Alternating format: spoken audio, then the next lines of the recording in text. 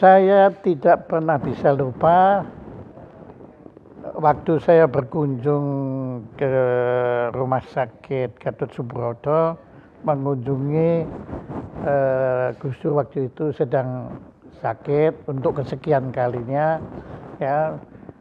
Ada seorang pemuda berbelangkon yang menemani Gus Dur dengan setianya. Ya, saya sampai waktu ketemu beliau saya nggak berani karena saya anggap ini orang sangat berpengaruh pasti ya karena.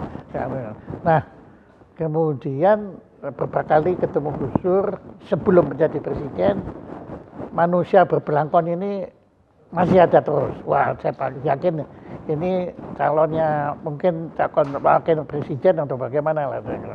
Nah, cuma yang saya terkejut sekali, waktu Gus Dur menjadi presiden, mendadak manusia berbelangkon ini kok hilang lenyap. Wah, saya pikir ini kenapa? Apa berkelahi sama Gus Dur, apa gimana ya, tapi kalau saya lihat dulu kok begitu setia, maka ini manusia sangat menjadi suatu enigma, menjadi suatu teka-teki, menjadi suatu misteri bagi saya. Dan lebih celaka lagi, waktu Gus Dur lengser, mendadak seperti wayang begitu, manusia berbelangkon datang kembali menjemput Gus Dur dari istana untuk kembali menjadi rakyat jelata. Saya benar-benar kagum. Nah, hari ini kita beruntung manusia berbelangkon ini berkenan datang ke studio Jayasprana School of Performing Arts dan beliau ternyata bersedia saya wawancara untuk cerita kenapa beliau waktu Gus Dur itu kok hilang, terus waktu Gus Dur lengser datang lagi. Padahal kalau saya lihat orang lain begitu ada Gus Dur jadi presiden, yang tadinya nggak ada urusan sama Gus Dur, tahu-tahu nempel ke Gus Dur, ya. Nah, tapi waktu keluar jadi lengser presiden dari istana nggak ada yang nemani Gus Dur. Nah, manusia dahsyat ini adalah Mas Sastro. Kalau nama asli Anda saya nggak pernah hafal, nggak penting ya. Mas Sastro. Ya. Coba Anda ceritakan, kenapa kok Anda waktu Gus Dur jadi presiden kok malah hilang tuh piye gitu. Iya, begini Pak Jaya. Begitu Gus Dur presiden, saya memang tarik diri waktu itu. Bahkan sejak beliau dilantik tanggal 20 Oktober 1999, saya nggak ketemu dia sampai 5 hari saya nggak ketemu. Sampai akhirnya istri saya dipanggil ke istana. Nah, kemudian ditanya, Fah, namanya Arifah istri saya, Sastro kemana kok nggak kelihatan? Ada kok balik di rumah gitu. Panggil dia, besok saya mau sarapan pagi dengan dia gitu. Akhirnya itu sudah jadi presiden. Sudah jadi presiden. Hari kelima jadi presiden. Saya ingat betul itu. Akhirnya saya datang pagi-pagi nemeni beliau sarapan. Gus Dur cerita, Tro, kalau panggil saya kan Sastro gitu. Tro, ini saya sudah jadi presiden. Saya ketawa, iya ya Gus, sudah percaya sama gitu. Enggak gitu, maksud saya gini, kita sama-sama di istana, kata Gus Dur. Kamu nemeni saya di sini. Dan Gus Dur itu orang yang selalu ingat teman loh Pak Jaya. Jadi nggak pernah melupakan teman atau apa gitu. Jadi orang-orang yang pernah bareng-bareng sama dia tuh mesti beliau ingat gitu ya. Nah makanya saya diajak ke istana. Waktu itu saya bilang ya sambil guyon gitu. Gaya Anda apalagi mau Anda nemenin terus kan. Oke. Waduh Pak Dur, kalau saya boleh milih, saya kok sebaiknya nggak di sini. Gus Dur kaget loh. Gue gak gelem ngancani aku. Beliau bilang, lu nggak gitu Gus, saya ngomong gitu. Saya akan tetap menemani Gus Dur. Tapi kan jenengan dulu yang pernah bilang bahwasanya kadangkala orang bersatu itu tidak harus berkumpul. Beliau bilang gitu. Pada saatnya kita bersatu tapi tidak berkumpul. Beliau bilang gitu. Terus saya, ya itu Gus yang saya ingat. Kita runtang-runtung hampir 10 tahun loh Gus. Runtang-runtung berdua ke kuburan, ke rumah kiai, nggak hitung waktu, nggak hitung tempat. Nah, detik ini mungkin saatnya kita bersatu tapi nggak berkumpul. Saya ngomong gitu. Terus yang kedua, saya ngomong gitu. Jenengan kan nanti ngendikan juga bahwa kemenangan itu akan punya 1000 ayah. tapi kekalahan selamanya jadi anak yatim. Gitu. Oh, ilah. Lagi diulang. Ya, kemenangan itu akan punya 1000 ayah, tapi kekalahan itu selamanya jadi anak yatim. Lah terus aku ning kene iki arep ngopo Gus? Ya kowe ngewangi aku. Lho sampean yang ngewangi sudah banyak, yang bantu udah banyak. Ayahnya banyak. Ayahnya sudah banyak. Kan sampean udah jadi presiden, udah jadi pemenang. Pemenang itu akan punya 1000 ayah. Jadi yang nggak pernah kenal aja bisa ngaku sebagai ayah, ngaku saudara. Tapi kalau orang kalah, saudara aja kadang nggak mau ngakuin. Nah, itu kan jenengan sendiri yang bilang gitu, saya ngomong gitu. Terus dia diem terus, nggak janjane ono apa terus, betulnya ada apa? Dia bilang diam, kemudian dia bilang gimana? Ya itu, janjane ono apa? Jadi dia merasa Anda menyembunyikan sesuatu. Iya, dia tetap tahu, mesti tahu. Terus ono apa janjane itu? Saya bilang, gini loh Pak Dur, saya ngomong gitu. Ini kalau saya boleh milih loh ya, saya nggak di istana, saya ngomong gitu. Karena di mata saya, menurut saya, jenengan ini pindah ruang. Dulu bertahun-tahun sejak jenengan mimpin LSM, mimpin NU, mimpin macam-macam itu menurut saya sampean melakukan at-tarbiyatus siyasah alal ro'iyah. Political education pada level society, saya ngomong gitu. Sehingga sampean keluar masuk rumahnya kiai, mengetuk pintu setiap orang. Untuk sampean didik, sampean ajari, sampean ajak ngomong soal pluralisme, soal HAM, soal toleransi. Dan itu hasilnya sampean sekarang duduk di sini. Dan rakyat Indonesia ngerti demokrasi, ngerti HAM, ngerti pluralisme atas andil sampean, besar kecilnya atas andil sampean. Nah, detik ini sampean jadi presiden, sampean ini pindah ruang, melakukan at-tarbiyatus siyasah alal imarah. Political education pada level state apparatus, saya ngomong gitu. Kalau sampean jak neng kene kabeh iki sing nerusne gaweane sampean sapa, saya ngomong gitu. Gus tuh langsung diam. Aku tak, lah terus kowe arep ngopo, Dem? Ya saya tak nerusin sampean aja, Gus.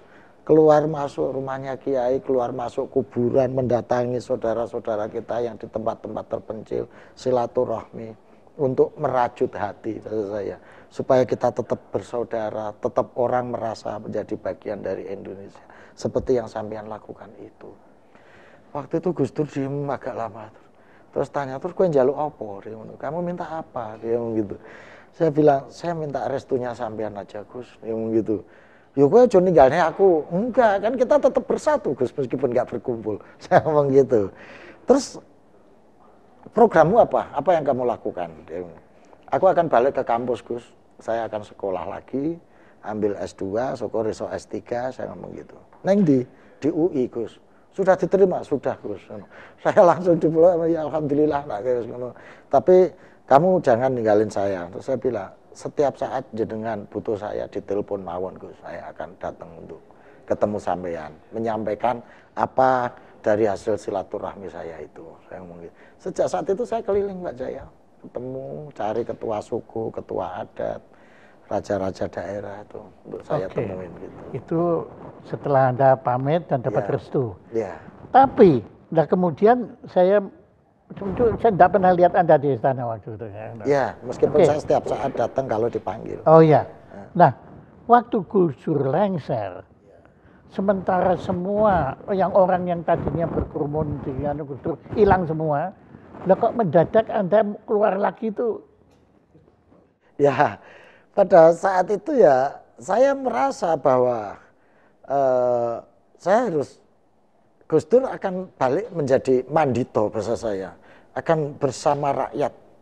Meskipun ketika beliau jadi presiden di istana, beliau tetap bersama rakyat karena hampir istana terbuka untuk rakyat betul, gitu. Betul. Tapi kan ada protokoler, ada aturan yang harus ditaati sebagai kepala negara gitu. Dan saya merasa begitu Gus Dur balik tidak jadi presiden lagi, saya kemudian menjemput pada saat beliau meninggalkan istana. Waktu itu kita langsung bersama-sama ke Amerika. Saya nemeni di Amerika dengan Gus Dur gitu ya, berobat di sana. Begitu pulang dari Amerika, kita langsung pulang ke Ciganjur. Nah, gitu. waktu Anda menjemput ke istana itu, ya. Anda janjian atau Anda datang aja? Ya, aku datang aja. Gitu. Dan Gus Dur, begitu saya datang gitu, Assalamualaikum, Rapek langsung trok ya langsung gitu. Neng diwae kan nggak tahu kata. Iya Gus ya kita ngobrol biasa saja terus kita mau ke Amerika nih terus. Wah bagus Pak Dur saya ngomong gitu. Saya ikut deh kalau gitu. Ya udah ayo bareng-bareng aja udah. Akhirnya kita sama-sama berangkat langsung diurus waktu itu. Ya, Mas Astro, jadi saya tidak salah lah kalau saya banyak melakukan kesalahan dalam hidup, tapi dalam satu hal mengagumi Anda, saya nggak salah. Saya yakin ya. Saya tersanjung Pak Dur. Apa?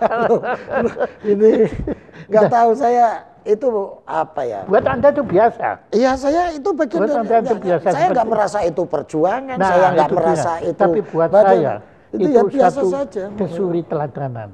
Saya nggak merasa itu Anda layak. merasa. Itu layak diteladani atau wong saya juga merasa itu juga bagian yang biasa-biasa saja dari hidup. Itu makin menakjubkan lagi. Itu pilihan saja. Malah Anda bikin saya lebih kagum lagi kalau Karena begitu. ya setelah itu ya saya ternyata bisa keliling kemana-mana, ketemu dengan banyak orang, itu patut saya syukuri.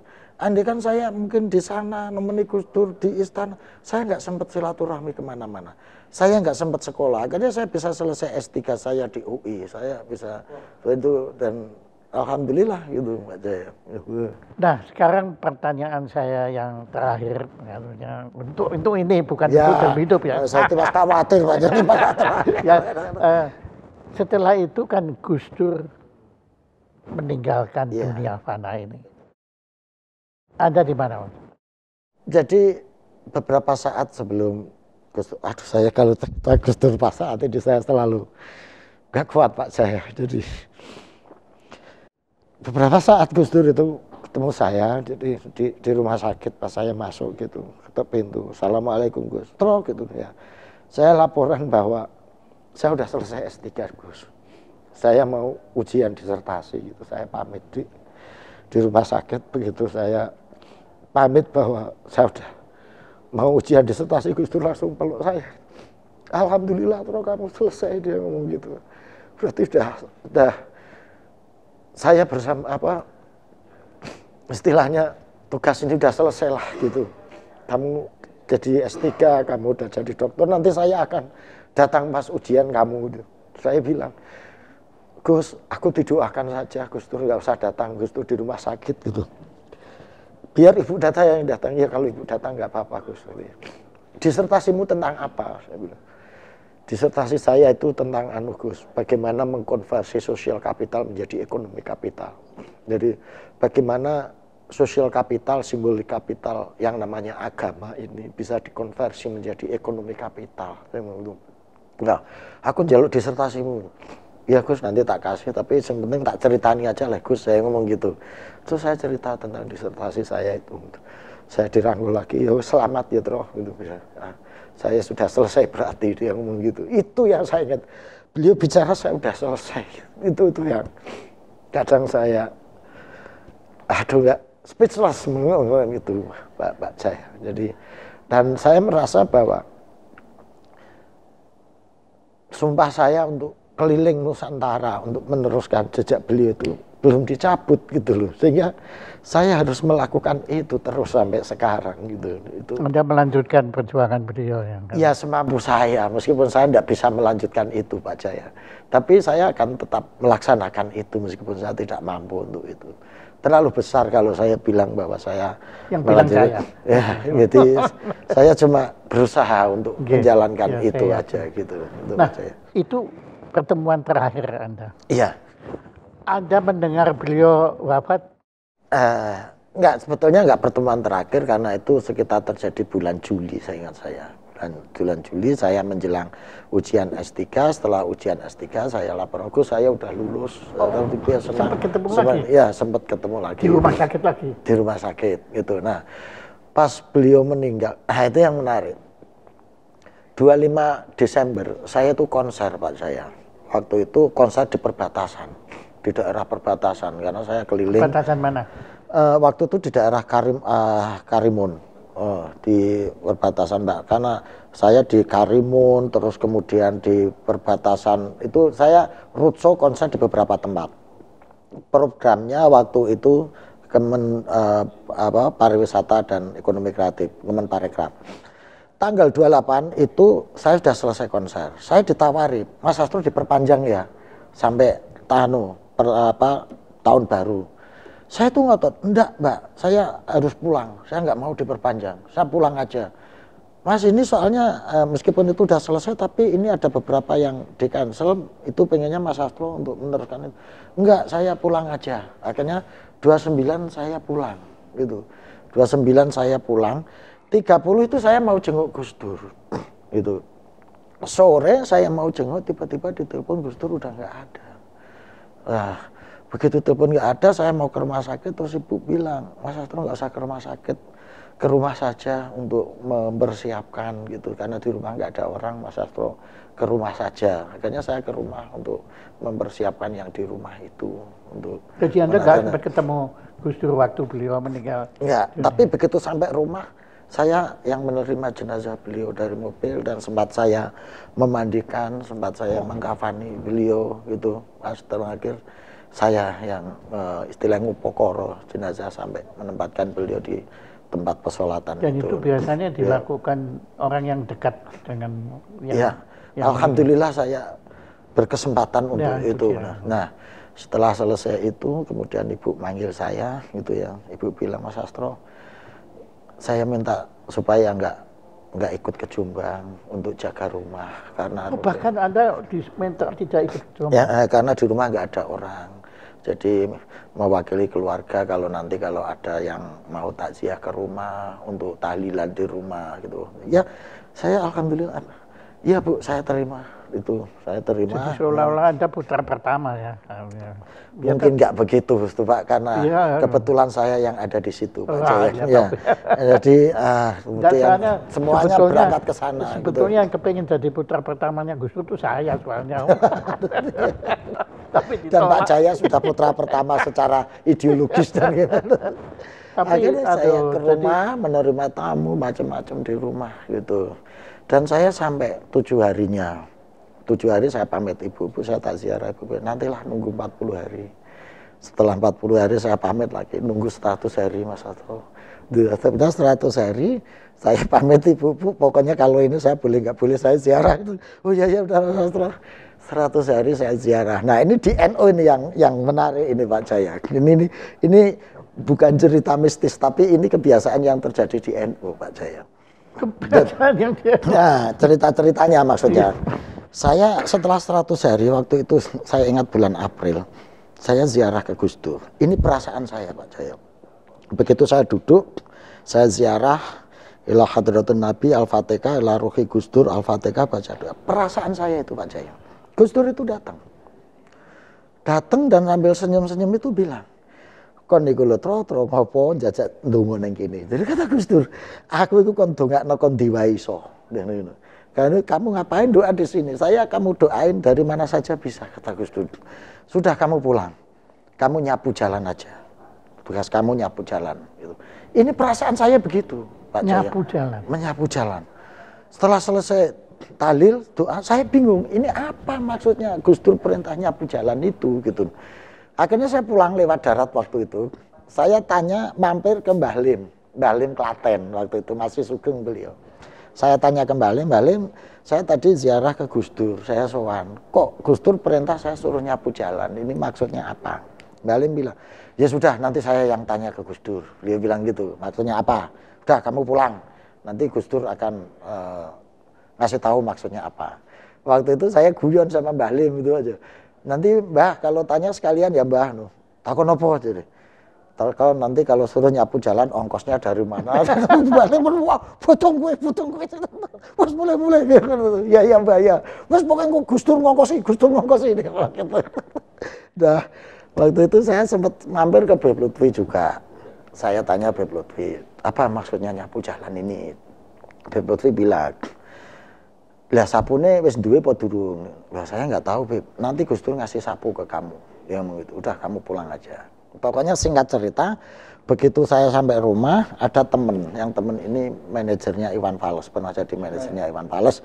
Cerita kalau Iwan pengen ketemu saya. Itu. Setelah itu hari lain saya ketemu Iwan, cerita-cerita lah. Yang intinya Iwan ini ya pengen bagaimana supaya bermanfaat, bagaimana musik, idealisme beliau. Saya bilang, ya udah Wan, kita pentas saja di pesantren. Saya ngomong gitu, supaya anak-anak OI dekat pesantren, nanti mereka juga dekat kiai. Oh gitu ya, iya. Ya sudah kalau gitu kita pentas di pesantren. Akhirnya saya telepon Beb Lutfi, Beb, Iwan mau pentas. Wah ya itu sapumu Mas Sastro.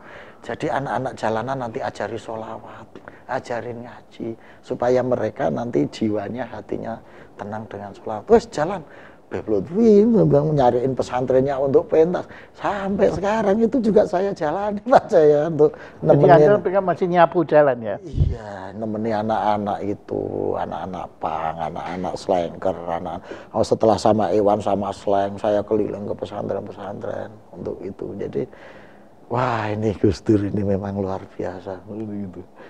Jadi Gus Dur memang dalam hidup Anda berperan besar. Sangat berperan. Apalagi saya itu sejak 81 itu ayah saya meninggal. Ya bagi saya Gus Dur ini ya guru, ya orang tua. Ya gitu.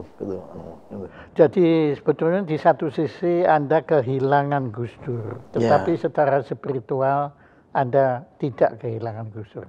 Gus Dur masih hadir. Insya Allah begitu, karena ya pada saat-saat tertentu ketika saya nggak tahu ya entah mimpi atau apa Gus Dur. Anda merasakan itu? Iya, begitu. Ya Mas Sastro. Ya, terima kasih. Saya mengucapkan terima kasih Anda berbagi satu kisah persahabatan manusia dengan sesama manusia yang sangat mengharukan. Terima kasih dan Pak Jaya. Sangat indah. Amin. Terima kasih.